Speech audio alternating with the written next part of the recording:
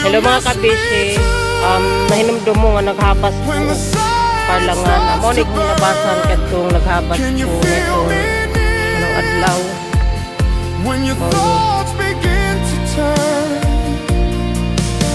Dito tama no. May mga kasagingan na kong nabasan. Dapat kong nagunahan na sabaw. Nakanin mo na kong habasan. Dagko na.